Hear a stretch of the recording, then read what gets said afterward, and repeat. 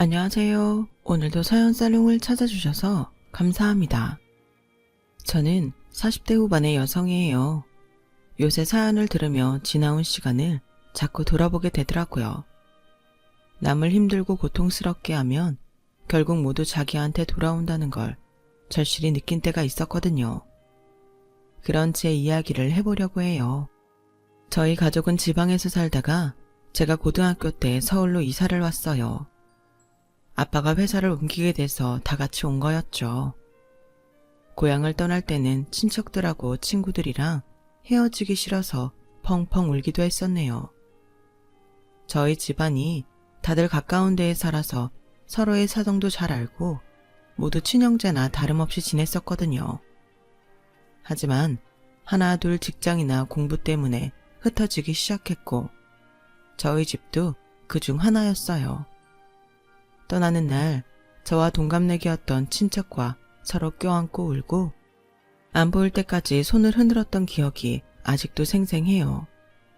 저는 공부보다는 뭔가 만들거나 장식을 하는 데에 더 관심이 많았어요. 성적에 맞춰 적당한 대학에 갔지만 그때에도 수공예품을 만드는 교실에 간다던가 꽃꽂이를 배우러 다니는 데에 정신이 팔렸죠. 결국 저는 플로리스트 자격증을 따서 규모가 꽤 있는 꽃집 체인점에 취업을 하게 됐어요. 그래, 뭐든 네가 하고 싶은 거 하면서 바꿈지 않으면 그게 최고긴 하지. 기왕 취직한 거 잘해서 네 가게까지 차릴 수 있게 해봐. 라며 엄마는 어쩔 수 없다는 듯 허락하셨어요. 대학교 때 아빠가 돌아가신 후 엄마는 제가 아빠처럼 번듯한 회사에 들어가 일하기를 바라셨거든요. 그러면 아빠도 하늘에서 기뻐하실 거라고요. 엄마, 아빠도 내가 하고 싶은 일을 하면서 즐겁게 사는 걸 더 좋아하실 것 같아. 좋아하지도 않는 일 먹고 살려고 꾸역꾸역 하면 나도 힘들고 다 힘들 텐데 그걸 진짜 좋아하시겠어? 라고 설득도 했고 그나마 괜찮은 데에 취업을 해서 엄마도 좋게 생각하게 된 것 같아요. 제가 있던 지점은 서울 근교에 있어서 가까운 데의 회사에서 직접 운영하는 비닐하우스도 있었어요. 거기에서 아주 비싼 장미나 한국에서는 희귀한 꽃들을 재배했어요. 그러다가 매장을 넓히면서 내부 리모델링 공사를 하게 됐고 저는 그때 남편을 처음 만나게 됐어요. 남편은 조명 설치를 위해서 왔는데 제가 보자마자 호감을 느꼈죠. 조명도 어디에 어떻게 설치하느냐에 따라서 내부가 확 달라 보이네요. 그럼요. 어떤 물건이든 조명 하나로 달라 보일 수 있어서 굉장히 중요해요. 저도 좀 가르쳐주세요. 일에는 절대 방해 안 할게요. 다 끝나시고 제가 차 대접하면서 배워도 되죠? 라며 적극적으로 다가섰고 그걸 계기로 저희는 자연스럽게 사귀는 단계까지 발전하게 됐어요. 저희는 3년 정도 연애를 하고 결혼을 하게 됐고 지금까지도 부부의 연을 맺고 살고 있어요. 하지만 오늘에 이르기까지 어려운 시간들이 많았어요. 남편은 조명 설치 일을 했지만 하청을 받아서 하는 곳의 팀장이었는데 이름이 팀장이지 공사가 있을 때마다 사람을 모아서 작업을 해야 하는 작은 회사에 있었어요. 남편도 그곳에 계약직으로 있었기 때문에 수입도 많지 않았고요. 저 역시 사회생활을 시작하고 몇 년 되지 않았기 때문에 모아놓은 돈이 얼마 되지 않아서 혼수나 집 문제가 이래저래 걸리더라고요. 원래 둘이 혼수는 기본만 하고 신혼집 얻을 돈을 반반씩 내기로 했어요. 욕심을 부려서 아파트를 얻을 생각은 전혀 없었고 저희 형편에 맞는 집이면 어디든 괜찮았어요. 재영씨, 우리 그냥 작은 오피스텔 같은 데서 시작하자. 난 사실 옥탑방이나 지하는 자신 없지만 그런 데만 아니면 그냥 원룸만 있어도 괜찮아. 그래도 신혼집인데 어떻게 원룸에서 시작을 해. 돈은 내가 마련할 테니까 너무 걱정하지 말고 성이 네가 마음에 드는데 찾아보고 있어. 아니야 재영씨, 나는 무리해서 아파트 같은 데는 가고 싶지 않아. 방 한 칸이어도 마음 편한 게 최고야. 너무 무리하지 말자. 장모님께서 괜찮다고 하실까? 그래도 하나뿐인 딸 신혼집인데. 우리 엄마 그런 걸로 뭐라고 하실 분 아니야. 당연히 형편에 맞춰서 해야지. 엄마도 그러라고 하실 거야. 내가 미안하다. 성희 너도 다른 여자들처럼 예쁘고 큰 집에서 신혼살림 차리고 싶을 텐데. 난 전혀 신경 안 쓰니까 그런 생각하지 마. 결국 저와 남편은 제 뜻대로 작은 욕실과 부엌이 딸린 오피스텔을 계약하게 됐어요. 남편은 자기가 더 능력이 있었으면 좋았을 거라며 저와 친정엄마한테 미안해했지만 정말 저는 아무렇지도 않았어요. 자기 능력 안에서 최대한 누리며 사는 게 가장 큰 행복이라는 말을 어릴 때부터 줄곧 듣고 자랐기 때문에 상황에 맞게 시작하고 조금씩 집을 늘려가는 게 더 좋다고 생각했죠. 그렇게 저희 두 사람은 신혼집 계약을 하고 양가 부모님께 찾아가 말씀을 드렸어요. 남편의 걱정과는 달리 친정엄마도 시어머니도 반대하지 않았어요. 니들 둘이 살면서 편하면 됐지 왜 내 눈치를 봐. 이건 당사자들이 결정하는 게 맞는 거니까 마음 쓸 거 하나 없어. 라며 엄마는 오히려 저와 남편한테 잘했다며 다독여 주셨어요. 시어머니는 제가 당황할 정도로 저한테 미안해했고요. 얘, 너 정말 원룸 오피스텔에서 신혼 시작해도 괜찮아? 좀 무리해서 조그마한 아파트라도 들어가면 더 좋지 않겠어? 저 진짜 괜찮아요. 제가 오피스텔도 좋다고 먼저 말했어요. 너무 걱정하지 마세요. 저희가 살면서 벌어서 늘리면 되니까요. 미안하다. 우리도 사정이 안 좋아서 보태주지도 못하고 가시집 오는 너한테 불편을 끼치는구나. 내가 재영이 좀만 더 신경 써서 교육을 시켰으면 더 나았을지도 모르는데. 아무튼 네 뜻이 아무리 그래도 아파트 작은 거라도 알아보는 게 어떻겠니? 살다 보면 짐도 금방 늘어날 거야. 그럼 물건 둘 데도 없어서 또 집 알아봐야 된다. 처음에 좀 무리가 돼도 아파트 알아보면 좋겠다. 라며 계속 미안하다는 말씀을 하시는데 저도 어른이 저렇게까지 이야기하는데 딱 자르기가 좀 그렇더라고요. 남편도 시어머니와 이야기를 한 다음에는 계속 불편해 보였어요. 성야, 우리 부동산 몇 군데만 가볼까? 솔직히 나 어머니한테는 좀 불편하게 하고 싶지 않은 마음이 있거든. 네가 좋다고 하니 오피스텔 계약했지만 아직 날짜가 많으니 위약금 좀 물면 될 테고 좀 알아보기라도 하자. 재영씨 마음이 정 그러면 어쩔 수 없지. 그래, 우리 한번 알아보기는 하자. 저희는 부동산을 찾아가게 되었고 신혼집으로 적당한 데를 살펴봤어요. 그리고 난 후 남편과 집 문제를 다시 의논을 하게 되었어요. 나는 예정대로 오피스텔에 갔으면 좋겠어. 근데 재영씨도 그렇고 어머니도 너무 신경을 쓰는 것 같으니까 내가 오히려 미안해지네. 그래서 말인데 내가 대출을 좀 받을 수 있으니까 작긴 해도 14평짜리 아파트는 할 수 있을 것 같아. 엊그제 봤던 그 아파트 말하는 거지? 실은 나도 거기라면 어떻게 할 수 있지 않을까 생각했어. 그럼 우리 거기로 정하자. 라며 남편도 좋아하더라고요. 결국 저희는 각자 대출을 받아서 14평짜리 아파트를 사기로 했어요. 아우 잘했다. 내가 도와주지는 못했지만 그래도 니들이 아파트로 들어간다니까 난 보기도 떳떳하고 마음이 좀 놓인다. 잘 생각했어. 진작에 그랬어야지. 라며 시어머니는 자기가 집을 산 것처럼 좋아했어요. 어른들 입장에서는 남의 눈도 무시할 수 없으니 그런가 보다 했고 그래도 좋아하는 모습을 보니 집을 사기를 잘했다는 마음이 들었어요. 그렇게 저희는 결혼을 하고 신혼생활을 하게 되었고 둘이 워낙 죽이 잘 맞아서 매일이 즐거웠어요. 주변을 보면 결혼한 부부들 대다수가 신혼 때 엄청 싸운다고 하던데 저희 둘은 정말 싸울 일이 없어서 그게 문제였어요. 3개월이 지나도 싸움 한 번 한 적 없어서 싸우면 어떻게 될지 궁금할 지경이었죠.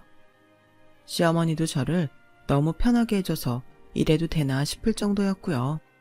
하지만 남편은 항상 시어머니한테 뭔가 조심스러웠어요. 저야 며느리라서 그렇다고 하지만 친아들인데도 좀 눈치를 보는 게 이상하게 느껴졌어요. 실은 남편이 결혼 전 자기는 집안에서 미운 오리 새끼라고 했었어요. 어머니는 어릴 때부터 형만 감싸고 돌고 무조건 형 위주였어. 내가 형이랑 싸우면 그게 형 잘못이어도 나만 혼났고. 그래서 그런지 여전히 마음이 편하지 않아. 집 문제도 괜히 나중에 책 잡히는 게 아닐까 해서 아파트로 하자고 했던 거야. 하지만 결혼 후에도 시어머니가 남편한테 듣던 것과는 달라서 좀 의아한 생각도 들었어요. 어머니가 재영 씨도 결혼했으니 이제는 바뀌신 게 아닐까? 그렇다면 좋겠는데 지금은 신혼 초인 것도 있고 성인이가 어떤지 두고 보려고 그러는 것 같기도 해. 어머니는 왜 그렇게 재영 씨 형편만 드는데? 그럴 이유라도 있어? 원래 어머니가 아이를 못 낳는다고 했다가 어렵게 생겨서 그렇다는 말은 들었어. 근데 형 하나면 되는데 둘째인 내가 태어났다고 하더라고. 그래서 그런지 난 진짜 찬밥 같다는 생각도 많이 했어. 남편의 말을 듣고 마음이 착잡해지더군요. 남편 말대로 지금은 시어머니가 나를 살피는 중이고 나중에는 우리 부부를 힘들게 하면 어쩌나 하는 생각도 들었고요. 하지만 시어머니는 저한테 변함없이 잘 해주셨어요. 저한테는 항상 친절하고 예의도 잘 갖췄고요. 친구들한테 들었던 시집살이 시키는 시어머니들하고는 너무 달랐어요. 남편이 결혼했으니 이제 변했나 보다 하며 완전히 마음을 놓게 된 건 결혼하고 6개월이 지나서였어요. 그런데 그때부터 시어머니는 본색을 드러냈어요. 이전까지는 점잖하게 굴던 아주버님도 저한테 남편한테 함부로 굴었고요. 어떻게 제가 마음을 놓자마자 기다렸다는 듯 그러는지 희한하더군요. 그제야 저는 남편이 왜 그렇게 긴장을 하며 살았는지 이해가 됐어요. 어느 날 시어머니는 제가 일하는 꽃집에 와서 꽃다발을 주문했어요. 가장 큰 사이즈로 비싼 꽃을 많이 넣은 꽃다발이었는데 사실 그런 건 미리 예약을 해야 되는 거였거든요. 그런데 무작정 와서 해내라고 강요하듯 말을 하니 당황스러웠어요. 여기에 있는 건 전부 예약이 된 꽃들이라 제가 지금 바로 뒤 농장에 꽃이 있는지 알아보고 올게요. 라며 일단 앉을 자리를 준비해서 시어머니를 안내했어요. 뭐 이 정도 규모가 되는 걸 갖고 그렇게 유세를 떨었니? 손님도 없는데 저 꽃으로 그냥 하면 되지. 뭘 그리 유난을 떨어? 내가 그냥 손님이니? 여기 직원 시어머니인데 대접이 이것밖에 안 돼. 이렇게 할 거면 사업 접는 게 낫지. 저희는 미리 주문받는 게 더 많아서 그래요. 그리고 연예인이나 특별한 행사에 가는 것들이 많아서 티는 안 나지만 잘 되고 있어요. 일단 좀 앉아서 기다려주세요. 라며 어떻게든 시어머니 입을 막으려고 하는데 근데 여기 말고 서울 강남에 있는 꽃집은 니네 친척 건물이라며 왜 거기로 안 가고 여기에 있어? 어머니, 제가 여기 들어온 건 그 건물하고 전혀 상관없어요. 제가 제 힘으로 이력서 내고 면접 봐서 들어왔고요. 강남에 있는 건물이 친척분 거라는 것도 저는 나중에 알았어요. 근데 어머니 그거 어떻게 하셨어요? 저는 남편한테도 말 안 한 걸 시어머니가 알고 있는 것에 너무 놀랐어요. 얘, 너는 왜 그런 인맥을 사용할 생각을 안 하니? 여기 지점장도 모르는 것 같은데 그런 건 네가 적극적으로 말해야 되는 거야. 그래서 기회 봐서 네가 강남 꽃집에 지점장으로 가겠다고 해. 어떻게 돼 내가? 그렇게 주변머리가 없니? 라는 시어머니 말에 너무 당황스럽고 얼굴이 화끈거렸어요. 얼마 전까지만 해도 제 앞에서 예의도 차리고 말도 조심스럽게 하던 분이 이렇게 180도 변하니까 어찌할 바를 모르겠더라고요. 그리고 그날 황당한 일이 또 있었어요. 시어머니 꽃다발을 만드느라 꽃을 가져오고 다들 시간 맞춰서 꽃바구니며 꽃다발을 세팅해 놓느라 정신이 없는 사이에 시어머니가 제일 비싼 화분 하나를 그냥 가져간 거였어요. 저도 매장 사람들도 마감할 때에야 그걸 알게 됐고요. 몇 번이고 화분을 다시 체크해봐도 하나가 없었는데 그제야 알바를 하던 학생이 조심스럽게 입을 연 거였어요. 실은 아까 선생님 시어머니가 들고 가셨는데 너무 당당하게 갖고 가셔서 김 선생님이 드린 건 줄 알았어요. 그때 말씀드려야 됐는데 죄송해요. 아니야, 지은 씨가 왜. 괜찮아. 저는 알바생을 달래고 지점장과 직원들한테 사과를 하느라 계속 허리를 숙여야만 했어요. 정말 너무너무 황당하고 할 말을 잃었어요. 김 선생 가족분이라 우리가 경찰에 신고도 못하겠고 어쩌지? 어쩌긴요, 점장님. 당연히 제 월급에서 빼야죠. 그게 맞아요. 그렇게 수습을 하고 집에 온 저는 남편한테 조심스럽게 시어머니가 꽃집에 다녀간 이야기를 했어요. 내가 어머니한테 말할게. 아무리 며느리가 일하는 데라지만 그렇게 마음대로 행동하시면 안 되잖아. 근데 안 그래도 재영씨 못마땅해 하시는데 괜찮겠어? 난 그냥 알고나 있으라고 말한 거야. 일단 가만히 있어봐. 저는 남편을 진정시키고 이번만은 넘어가자 생각했어요. 처음이시니 시어머니가 잘 몰라서 그랬을 수도 있으니까요. 그런데 시어머니는 자꾸 연락 없이 찾아와서 비싼 꽃다발을 주문해서 그냥 들고 가기 일쑤였고 올 때마다 화분도 하나씩 들고 가는 게 점점 도를 지나치기 시작했어요. 나중에는 아예 바쁜 시간대까지 파악하고 와서 다른 손님이 예약한 꽃다발이나 꽃바구니까지 들고 가는 거였어요. 저는 시어머니가 그 꽃들이 다 어디에 필요한 건지 궁금해지더라고요. 그런데 시어머니 주변에 그렇게 행사나 잔치가 많은 것도 아니어서 이상하다 싶었는데 시댁에를 가봐도 저희 매장에서 가져간 화분들이 보이지 않는 거였어요. 정말 이상하네. 어머니는 가져간 화분 다 어디 놓는 거지? 어머니, 그거 아마 비싸게 받고 팔았을 거야. 라며 남편은 예상했다는 듯 담담하게 말하더군요. 그러고 보니 시댁에 가는 길에 만난 시어머니 지인이 화분이 비싼 값을 한다며 잘 키우고 있다는 말을 했던 게 떠올랐어요. 며느리 직장에서 그냥 가져간 꽃이나 화분을 주변에 비싸게 팔다니 정말 기가 차더라고요. 저는 모른 척 지나가는 것도 정도가 있다는 생각에 더는 가만히 있으면 안 되겠다 싶었어요. 그래서 시어머니가 바쁜 시간에 슬쩍 매장에 들어왔을 때 시어머니를 계속 지켜보고 있다가 화분을 집어들고 나가려고 할 때 그 앞을 막아섰어요. 어머니, 지금 이거 왜 가지고 나가시는 건데요? 전에도 여러 번 이러셨죠? 그리고 원래보다 비싸게 파셨죠? 남의 매장에 있는 걸 그것도 비싼 것만 함부로 가져가시면 어떡해요? 그동안은 모른 척 했는데 이제는 안 될 것 같아요. 제 입장도 생각을 좀 해주세요. 너 지금 날 도둑 취급하는 거냐? 하! 나 참 기가 막혀서 아우 억울해서 미치겠네. 하더니 아주버님을 부르더군요. 이봐요. 재수씨 정말 너무하네. 우리 엄마가 나이도 많고 여기 이렇게 정신없으니 계산한 줄 알고 가시려고 한 건데 그걸로 망신을 주고 말이야. 어디서 생사람을 잡아? 민영아, 내가 억울해서 못 살겠다. 시애미가 며느리 생각해서 하나라도 팔아주려고 오면 나 같으면 고마워서 이것저것 대접도 하고 지가 먼저 그냥 가져가라고 하나라도 더 들려보내겠다. 죄도 없는 사람을 이렇게 잡아놓고 쪽팔리게 이게 무슨 짓이냐. 라며 주저앉아 땅을 치며 우는데 점장님도 다른 직원들도 시어머니가 그동안 한 걸 알고 있기 때문에 다들 말이 없었죠.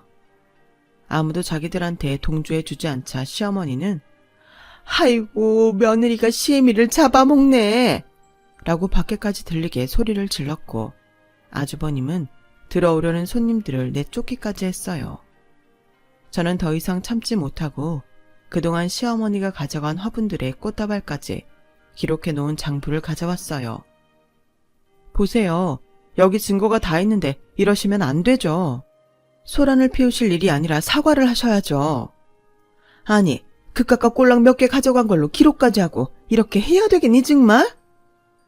꼴랑이라뇨. 어머니는 그깟 거를 왜 올 때마다 가져가셨어요? 어머니도 비싼 거 알고 갔다가 파셨잖아요.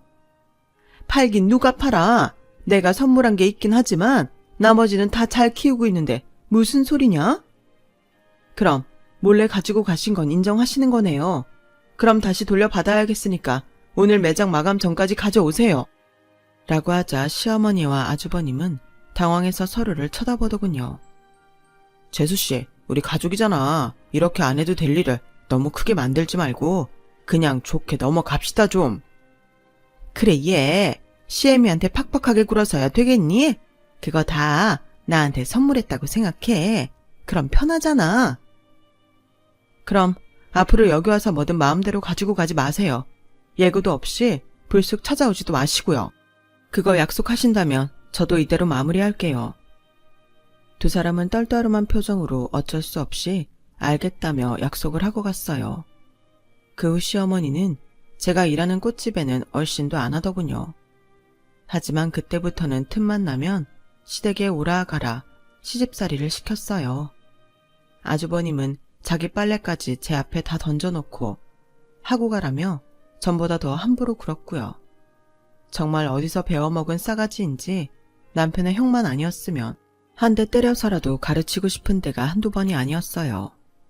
남편은 워낙 두 사람 앞에서 주눅이 들어있는 게 몸에 배어서 두 사람이 잘못하는 걸 알고 따지려고 해도 잘 못하더라고요.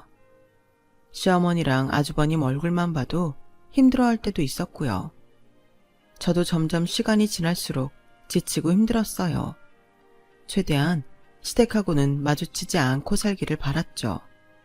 그래서 시어머니가 부른다고 무작정 가지 않았고 안부 전화만 드리고 제사나 명절 때만 가기로 했어요. 야, 너는 결혼해서 1년도 안 된 애가 시댁 안을 궁리만 하냐? 그건 어디서 배워먹은 버르장머리야? 어머니가 그렇게 생각하시는 건 어쩔 수 없는데 저랑 남편도 저희 생활이 있잖아요. 그리고 제가 왜 아주버님 속옷빨래까지 해야 되는지 모르겠어요. 정 일손이 부족하시면 제가 도우미 불러드릴게요. 아우, 저 못된 것. 한마디도 안 지고 따박따박 말 대답하는 거 봐. 뭐라고 말씀하셔도 저는 그렇게 해야겠어요. 그리고 어머니, 전에는 저 일하는 데 오셔서 가져가신 거 제가 눈 감아 드렸는데요. 만약 앞으로 또 그러시면 그때는 저도 회사 방침대로 경찰을 부를 수밖에 없어요. 알고 계셔야 될 것 같아서 말씀드려요. 자꾸 저하고 그 사람한테 말도 안 되는 요구하시면 전에 마음대로 가져가신 화분값하고 꽃값 다 받아야겠어요. 라고 하자 시어머니는 그제야 입을 다물었어요. 뒤늦게 그 이야기를 들은 아주버님은 전화로 저한테 집안 말아먹을 여자가 들어왔다고 할 말 못할 말을 다 퍼부었죠. 그래도 제가 꿈쩍도 안 하자 어쩔 수 없이 포기하더군요. 저와 남편은 저희만의 일상을 갖게 되었고 시댁과는 상관없이 기본적인 예의만 하며 지냈어요. 제사 때나 명절 때 저희가 찾아가면 아주 냉랭하게 대하고 쳐다보지 않을 때도 많았지만 그러든지 말든지 저희 할 도리만 하고 집에 왔죠. 그렇게 1년 반 정도 시간이 지났을 때였어요. 어느 날 시어머니가 저한테 전화를 했어요. 할 말이 있으니까 시댁에 오라고 하더군요. 네가 우리 집에 오기 싫어하는 거 알아. 나도 너 보기 싫어. 그래도 아주 중요한 일이라서 너한테 말을 하려는 거니까 꼭 들러라. 안 오면 후회할 거다. 어쩔 수 없이 시댁에 갔죠. 그랬더니 시어머니가 말도 안 되는 소리를 하는 거였어요. 우리 급하게 써야 할 돈이 생겼으니까 너희 신혼집 팔아라. 네? 저희 집을 왜요? 돈이 필요하시면 빌려달라고 하시던지 다른 데 알아보셔야죠. 니네가 그 큰 돈이 어딨어. 나도 체면이 있는데 그런 돈을 어디서 빌려달라고 하니?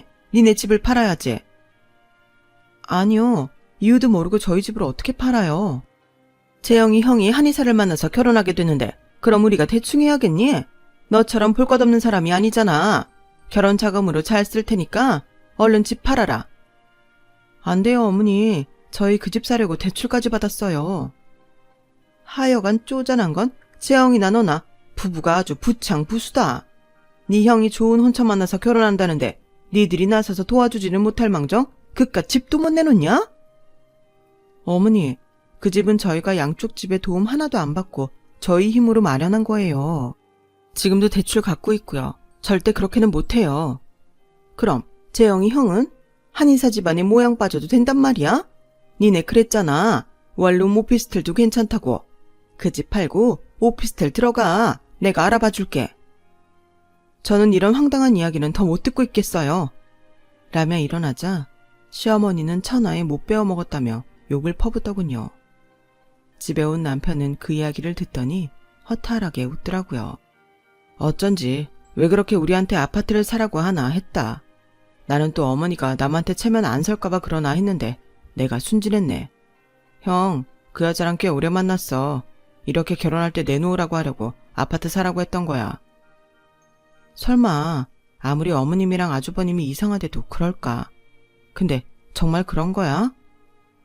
저는 못 믿게 서서 몇 번이고 확인했지만 남편은 그게 맞다고 했어요. 하긴 그동안 시어머니와 아주버님이 했던 행동을 생각해보면 그러고도 남을 사람들이긴 했어요. 저희가 거절을 하자 시어머니는 노발대발하면서 난리를 쳤어요. 네가 며느리답게 한 게 뭐냐? 이런 거라도 해야지. 내 말 안 들으면 가만히 안 둘 테니까 그런 줄 알아. 무슨 말씀을 하셔도 저희 집은 안 돼요. 결혼 자금은 어머니랑 아주버님이 알아서 해결하세요. 매일 그렇게 말싸움을 하다 보니 아주버님 상견례 날이 되었어요. 저와 남편은 상견례에 갈지 말지 고민이 됐어요. 성희야, 우리 형 상견례에 가지 말까? 내가 뭐라고 할 일은 아닌 것 같은데 그래도 가족이라고는 우리밖에 없는데 자리 채운다는 마음으로 가. 그렇게 좋은 마음으로 상견례 자리에 나갔지만 저희는 1시간이나 먼저 불려나가 계속 집을 내놓으라는 말을 들어야 했어요. 어머니, 저희 의사는 충분히 전한 것 같은데 그만하세요. 니네는 동생이라는 게 형한테 그것도 못해주니? 이것들이 정말 안 되겠다. 상견례 끝나면 나랑 같이 부동산 가서 집 내놓자. 어머니, 제발 그만하세요. 자꾸 이러시면 저희 지금 돌아갈 거예요. 재수씨는 볼 때마다 싸가지가 더 없어지네요. 가족끼리 집 좀 팔아서 도와주는 게 뭐 그렇게 어려워요. 솔직히 재영이 쟤 결혼하고 이상해졌어.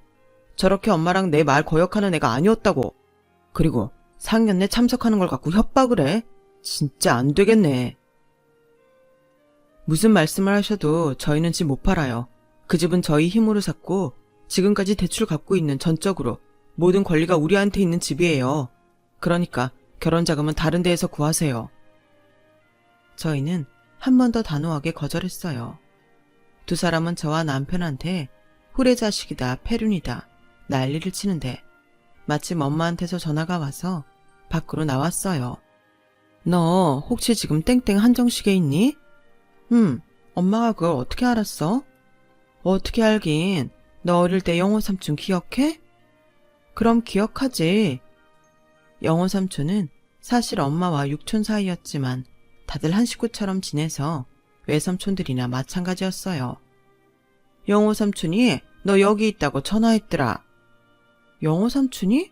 어떻게? 하는데 누가 저를 툭툭 치는 거였어요. 보니까 영호 삼촌과 삼촌 가족들이 있는 거 아니겠어요? 아니, 이게 어떻게 된 거야? 어떻게 된 거긴 상견례 왔다가 시끄러워서 보니까 너무 보고 싶은 성의가 딱 있어서 우리야말로 놀랐지. 라며 저와 동갑내기인 삼촌딸 민정이가 제 손을 잡았어요. 그 어릴 때 제가 사오를 떠나며 헤어지기 싫어서 울었던 바로 그 동갑내기 친척이 민정이었어요.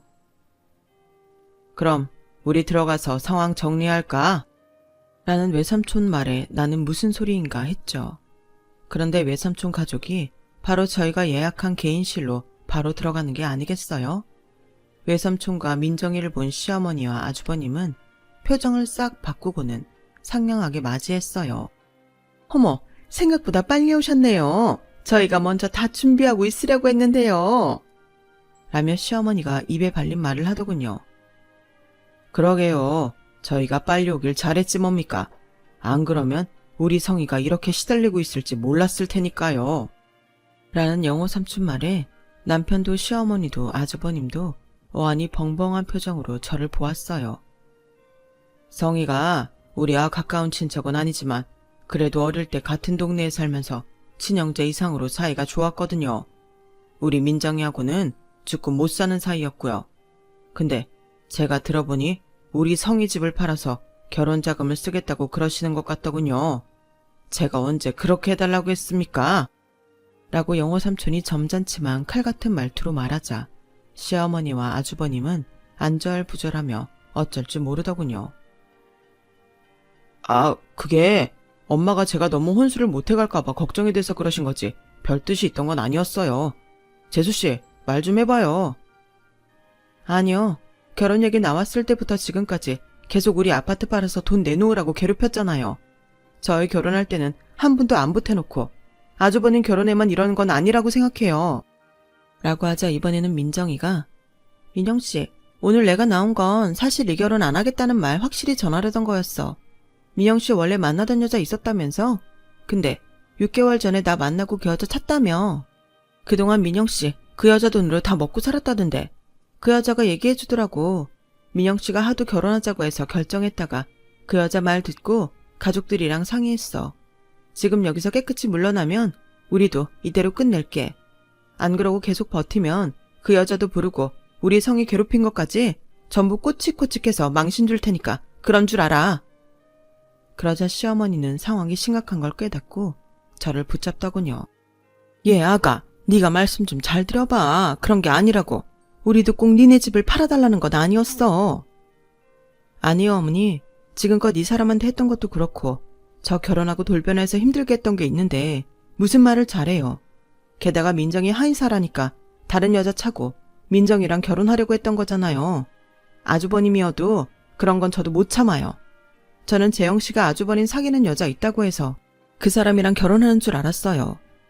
제가 한 말로 상황은 완전히 정리가 됐고 시어머니와 아주버님은 얼이 빠진 표정으로 집으로 돌아갔어요. 영호 삼촌, 삼촌이 이 자리에 오다니 어떻게 이런 일이 있죠? 아니면 저희 결국에는 집 팔았을지도 몰라요. 라고 하자 영호 삼촌은 이게 다 성이 네가 어릴 때부터 의리 있고 남한테 잘해서 다 돌아온 거야. 네가 중학생 때 성이 다리 다친 거 고치라고 미술대회 상금으로 받은 20만 원 다 털어서 우리 갖다 줬잖아. 그래, 우리는 그거 절대 잊지 못해. 이렇게 성이 너랑 만난 거 앞으로 너한테 갖고 살라는 하늘의 뜻인 것 같아. 라며 민정이도 저를 얼싸안고 좋아했어요. 저는 엄마에게 전화를 했고 아주버님의 상견례 자리는 저희 가족과 영호 삼촌의 재회의 자리로 바뀌었어요. 영호 삼촌과 많은 이야기를 나눈 남편은 눈빛부터 달라졌어요. 뭔가 자신감이 생긴 것 같더라고요. 이렇게 멋진 어르신과 이야기를 할 수 있어서 영광입니다. 자네가 그동안 힘들게 살았으니 앞으로 좋은 일만 있을 거야. 라며 영호 삼촌은 남편을 격려했고 남편은 마치 아버지가 생긴 것 같다며 밤새 잠도 못 자고 좋아했어요. 그리고 며칠 후 영호 삼촌과 민정이가 저희 부부를 불렀어요. 평범한 식사 자리인 줄 알고 나갔던 저희는 뜻밖의 이야기를 듣게 됐어요. 민정이랑 이야기를 해봤는데 말이야. 우리가 니네 집 대출금을 다 갚아주기로 했다. 아니에요. 괜찮습니다. 저희 힘으로 할 수 있어요. 마음만 감사하게 받겠습니다. 라며 남편은 어쩔 줄 몰라 했고 저도 괜찮다고 손사래를 쳤어요. 성희야, 그렇게 하게 해줘. 어릴 때 네가 돈을 준 것도 그렇고 내가 입원해 있을 때 꼬박꼬박 내 옆 지켜주고 숙제도 갖다 주고 학교에서 무슨 일 있었는지 이야기해주고 그런 거 생각하면 지금도 뭘로 갚아야 할까 그 생각만 들어. 넌 그거 충분히 받을 자격 있어. 그래, 우리 딸 그때 그 20만 원 없었으면 바로 수술하러 못 들어갔을 거야. 그때는 우리 형편이 어려웠잖아.